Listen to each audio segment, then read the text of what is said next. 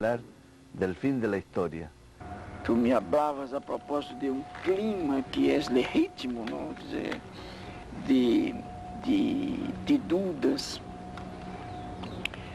entre muitas pessoas que se perguntam com legitimidade que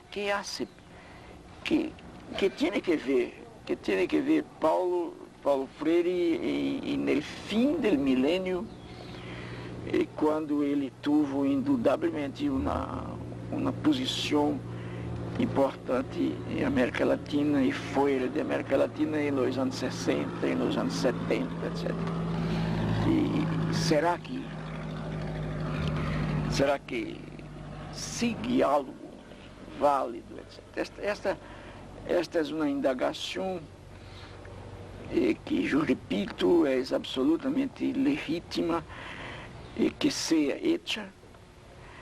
E eu lamento solamente que após esta indagação muita gente caiga em uma espécie de fatalismo, não? De que a história se acabou. E eu me pergunto às vezes, puxa, e se acabou a história, o que passa? E, quer dizer, qual é a outra categoria necessária dentro da qual os homens e as mulheres se hacem e se rehacem? E que nome vamos dar ao tempo, no sentido histórico? E parece que não han dito todavia, não? Eles simplesmente decretam que se acabou. Eu te confesso que eu não tenho ideia em minha experiência e no mundo, não tenho recuerdos de um outro tempo histórico em que a possibilidade de sonhar, e no sentido da utopia, se afirmara tanto quanto hoje. E pode que se diga, puxa, Paulo quedou louco. E eu incluso diria que quem me dera que eu tivesse mais coisas loucas em mim. Que os loucos hacen a história, sí, claro. e hacen a beleza também.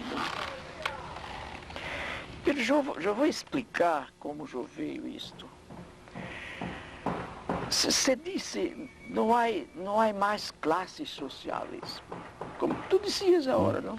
A história se acabou, as classes sociais desapareceram por el decreto de la perestroika, que decretou, como se a perestroika não fosse história e histórica. Eu me rehuso, e me rehuso utopicamente, porque eu sigo o homem. É isto que eu hago agora, frente a los que me videiam agora, para dizer a los e a las que me verão e oirão depois, a nós outros, eu sou homem. Então, a história segue. A afirmação de que a história acabou é uma afirmação puramente ideológica. Pero ¿qué pasó? ¿Qué pasó con este curso de la historia en los últimos 30, 40, que terminó en algo tan dramático como que los hombres autorrenuncian a ser seres globales? Exato. E acertem ser seres parciales? Eu não creio propriamente que haja uma... Eu acredito tanto em la história, não? Em la história, em las contradições que constituem a nós outros e nós outros a eles dentro da história, que nos hace e nos rehace mientras las hacemos, que eu te diria que em verdade, eu não acredito que haja uma opção crítica deliberada aún entre as classes dominantes. Eu sigo chamando classes dominantes porque eu acredito que elas existem e posso provar. Não? E Lo que pasa é que são as tramas da mesma história. O dolor, a desesperação, a falta de esperança, que termina levando em certas épocas da história a pessoas, a grupos, a classes, a nações, a pueblos frente a um desafio mais grande que a capacidade de contestar. E são estas coisas que às vezes levam as pessoas a cair em um fatalismo como explicação de seu imobilismo. É como se alcançaram o que foram alcançados por uma espécie de fatiga que eu chamo fatiga existencial. A fatiga existencial não é a fatiga que eu tinha aí. Não. Aí eu tinha uma fatiga física provocada por um calor del qual eu já estava desacostumado e a que se juntava uma necessária emoção por me reencontro com esta terra, com essa gente. Bastou que eu dormira bem e estou hoje disposto a ser outro dia. Pela fatiga existencial te leva à desesperação. Isto é, tu miras à frente e não vês lá frente. Tu não vês mais futuro, tu não tens mañana. E ao não ter mañana, não há como haja esperança.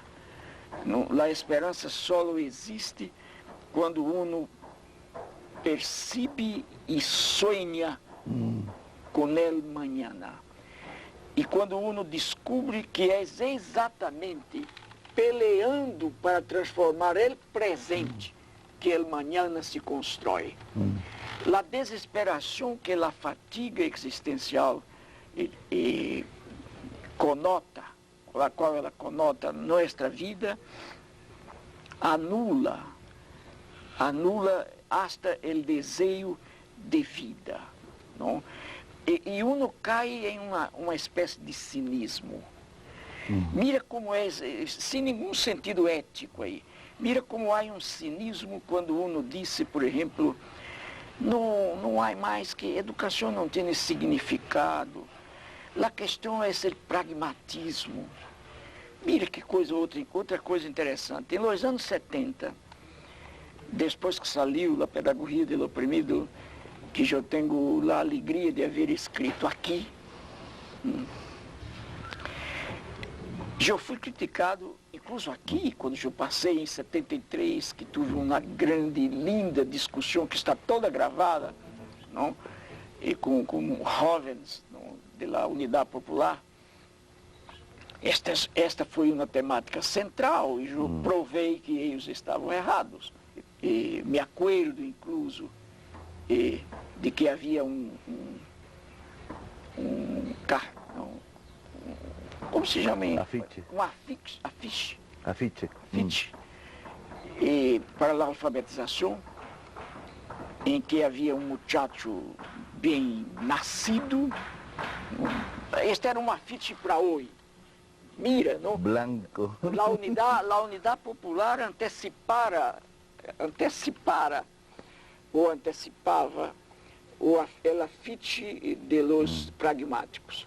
Não?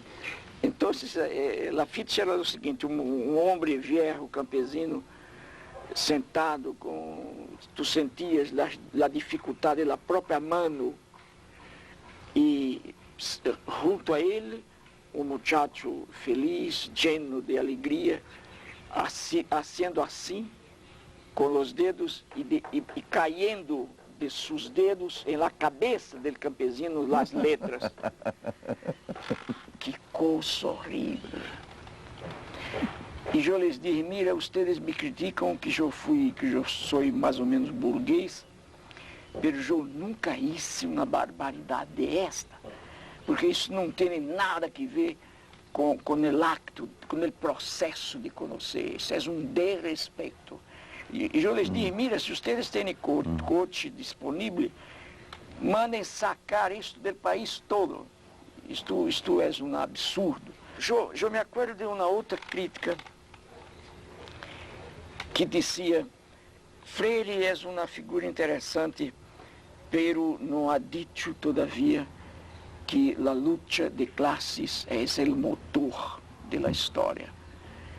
E um dia me perguntaram e eu disse: eu não disse porque não lo é.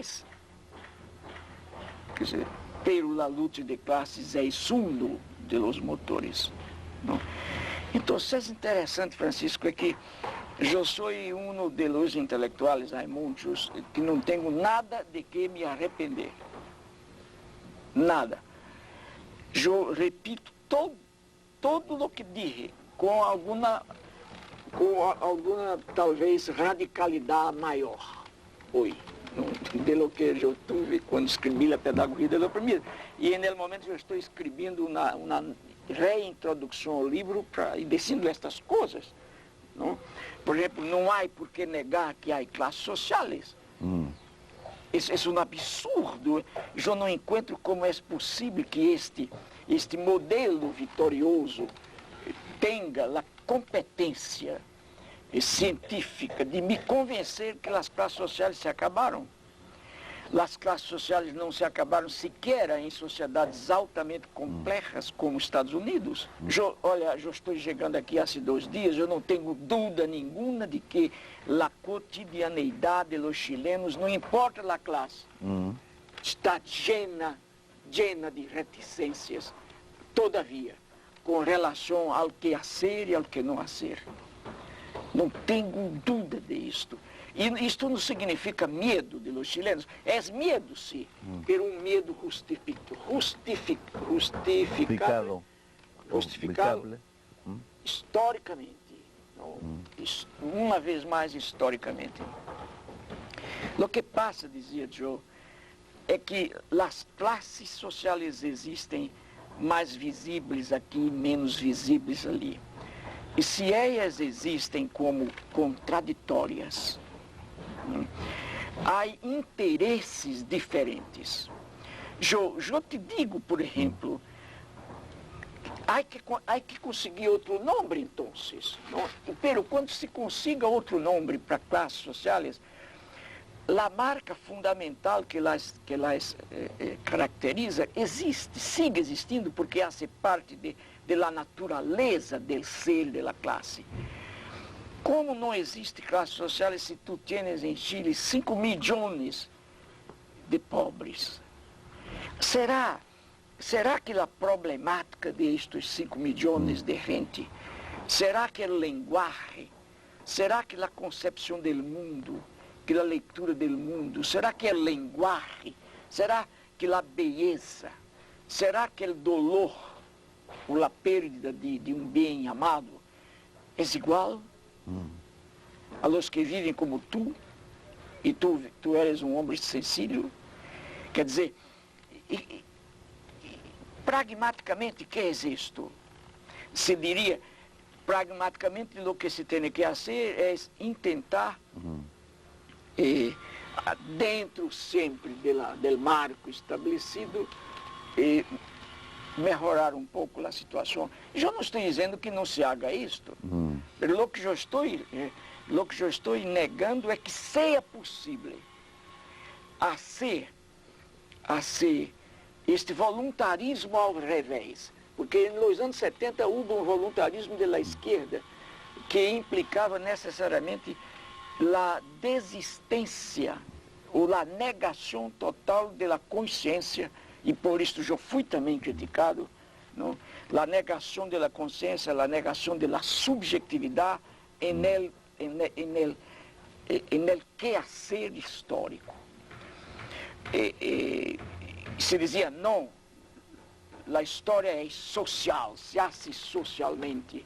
A dimensão individual de cada um não tem nada que ver. Nada que ver.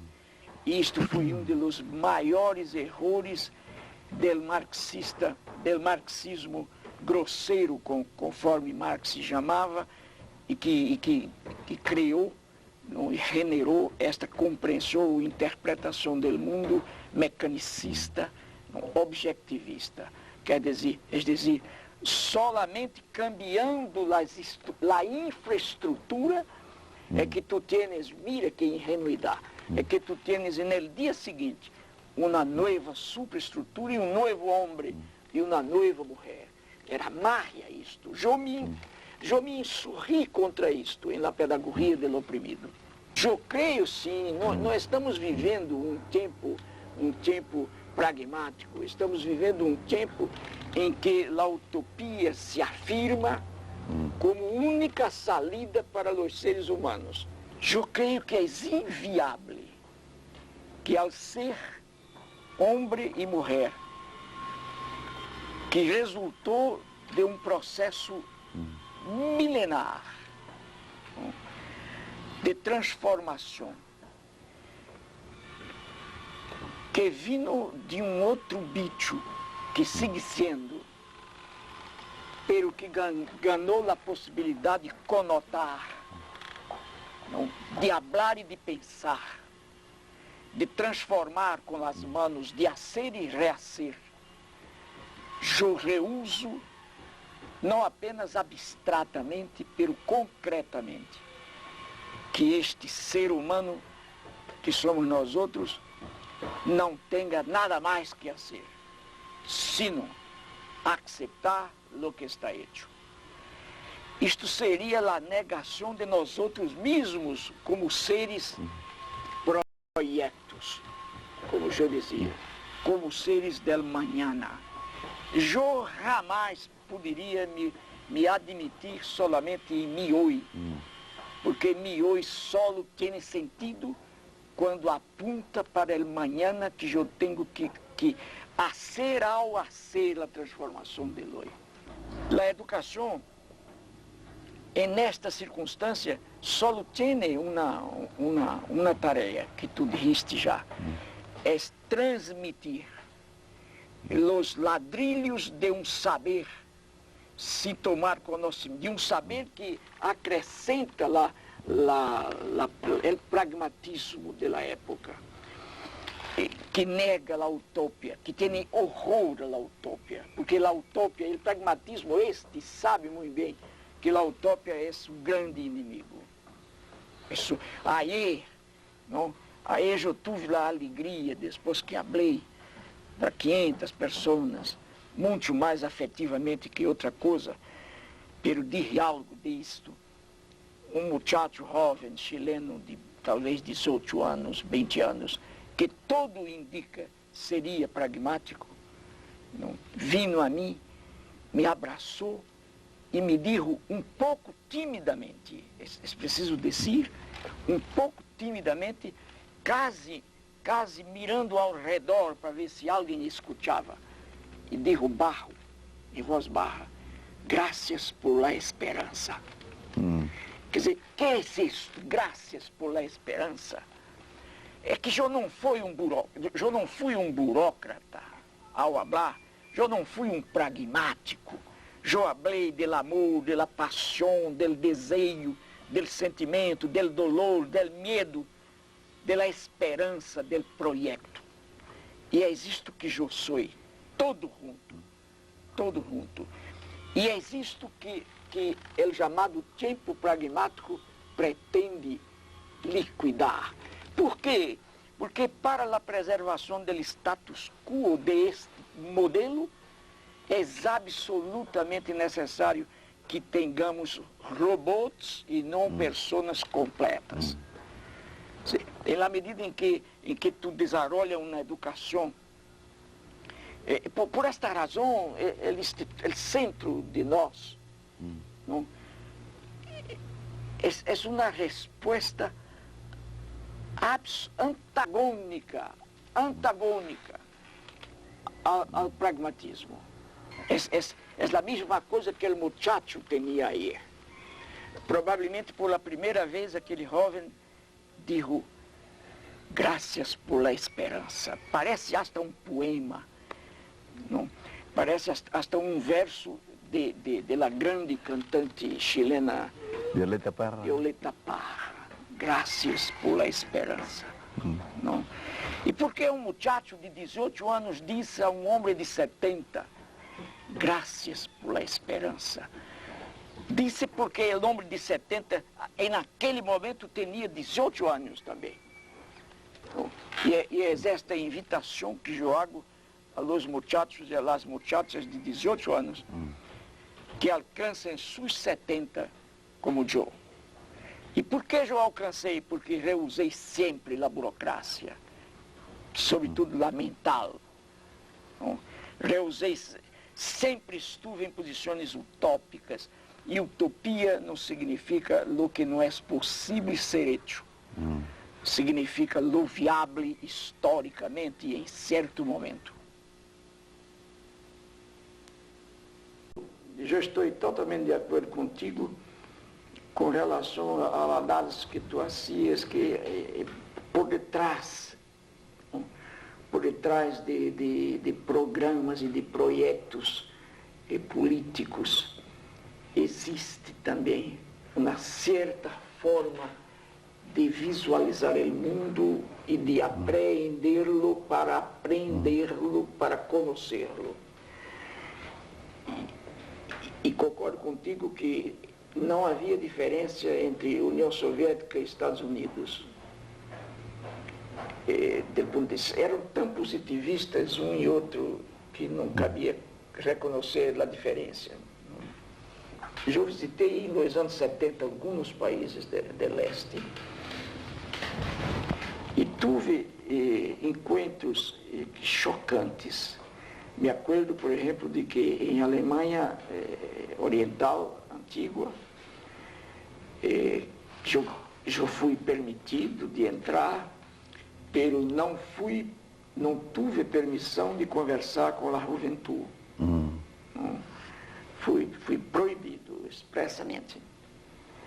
Pero tive encontros muito interessantes com jovens científicos, pesquisadores de universidades que me diziam que seu governo era um governo autoritário e reacionário. E disseram, Paulo, nós outros somos realmente socialistas. Pero o governo que está aí é um governo reacionário, antirrevolucionário. É um governo autoritário que nos nega, que nos detém. Isso eu escutei de toda a gente jovem em Alemanha quando eu estive em 72, 73. Encontrei em abril deste ano com uma muchacha iugoslava em Berkeley. E ela me procurou e me disse que me mostrou uma tese de mestrado sobre mim. E que ela começou a trabalhar antes da perestroika e foi muito perseguida por ele professor, mas durante o processo de estudar, vindo na perestroika, o professor passou a admirar, cambiou e terminou pedindo a ela que traduzisse a pedagogia do oprimido que ela havia lido, etc. Ela está traduzindo, coitada, agora não sei como passa. E para mim o que passava era um pouco do que tu dijiste, isto é, o socialismo chamado realista estava posto em uma moldura rigorosamente autoritária e reacionária. Mientras isto, no Ocidente chamado, o capitalismo se constitui historicamente em uma moldura democrático-burguesa. Então, lo que é bueno no capitalismo não é o capitalismo, é a moldura democrática que termina por afetar. A moldura democrática dentro da qual o capitalismo funciona hasta hoje interfere também. Então, e esta interferência é positiva, é importante. Tu tens mais direitos a exercitar o direito que tu tens em uma moldura democrática. Tu estás experimentando isto hoje. Aqui, eu experimento isto em meu país. Agora, não é que o capitalismo, em sua essência, preste, seja bueno. Não é que o socialismo, em sua essência, seja malo. Eu creio e sigo proclamando isto. E esta é uma de minhas diferenças com meus antigos críticos.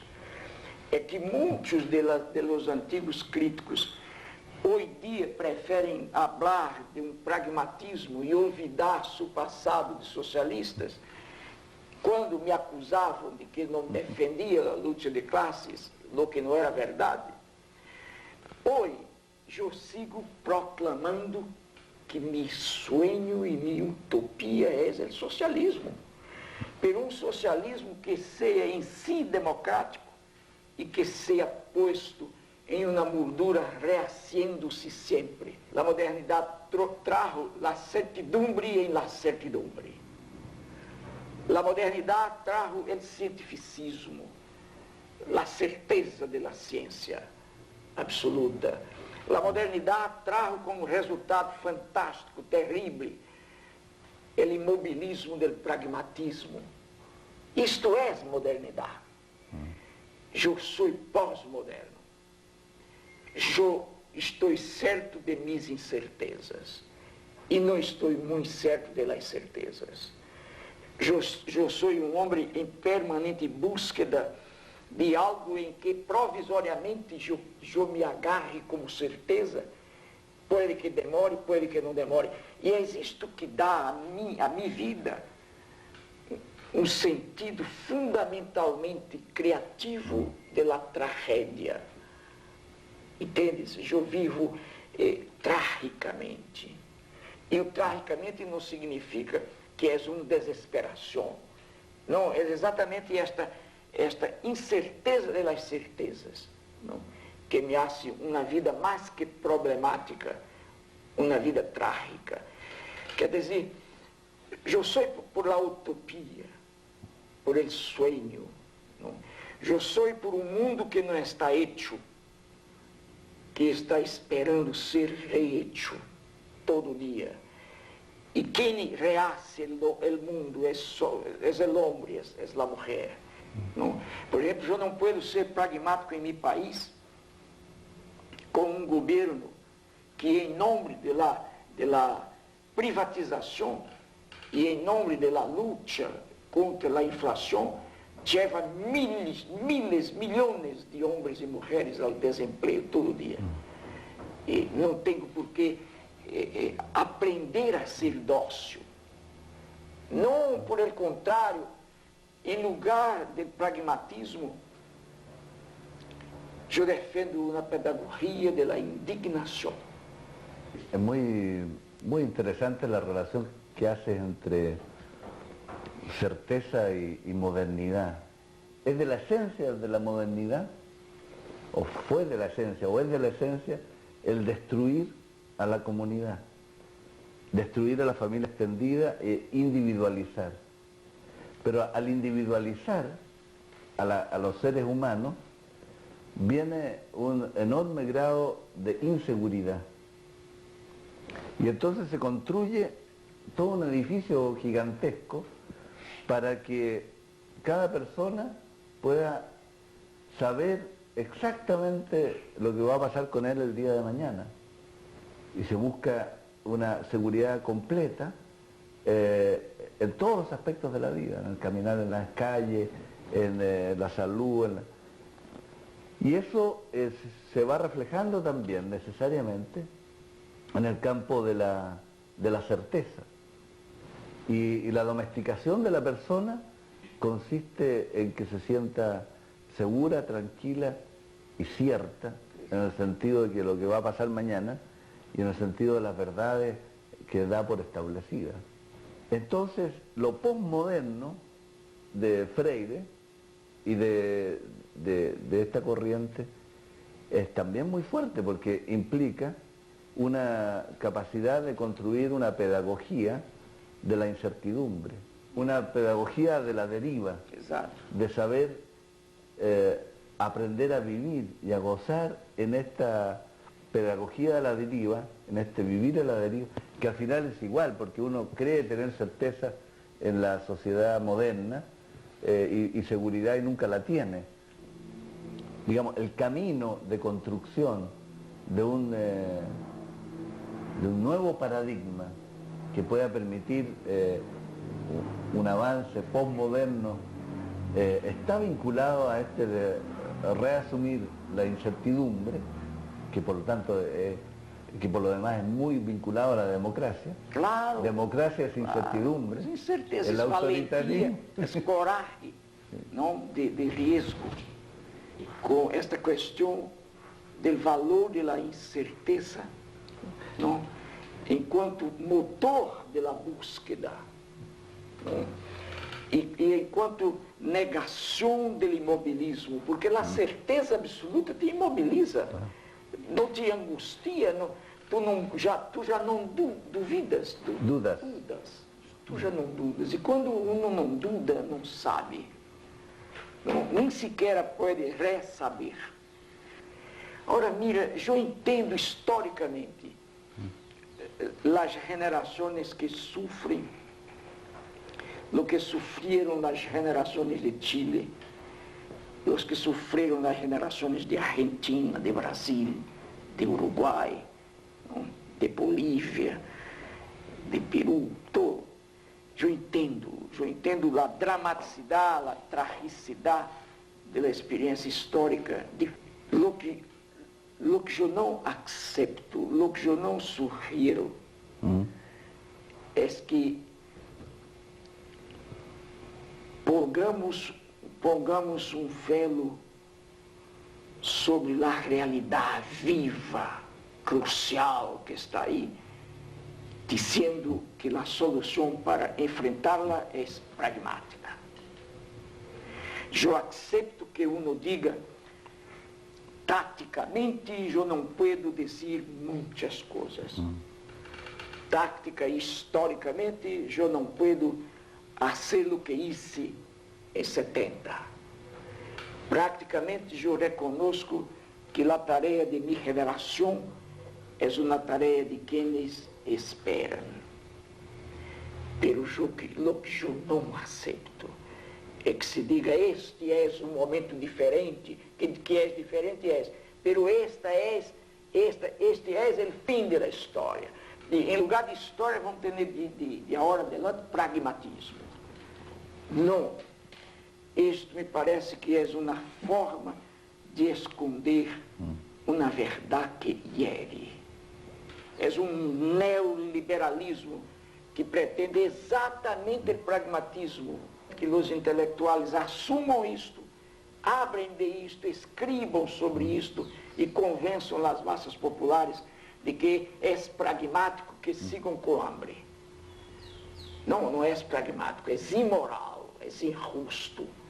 E a educação diferente agora, claro, com novas, por exemplo, aí eu quedei encantado quando tu me hablaste do projeto das mesas, não? E que tem que ver com o projeto dos grupos de estudo de Suécia, que tem que ver com a prática minha dos anos 60, dos círculos de cultura. No fundo, são irmãos estes projetos em momentos e espaços diferentes. Eu hice isto nos anos 60, Suécia há não sei de quanto tempo, e vocês pensam agora, me parece formidável isto, pero não é pragmático, não é um intento de abrir a cabeça do povo para meter tua utopia dentro. Não, é um chamamento para em torno da mesa, em 6 sessões, pensar um problema. Isto é uma forma nova e ao mesmo tempo vieja de fazer educação em um contexto diferente. Se eu houver encontrado em nós, não esta abertura a nós outros. Isto é, nós, que em português é nós outros, é uma indicação a nós outros, a uma vida comunitária, a uma recreação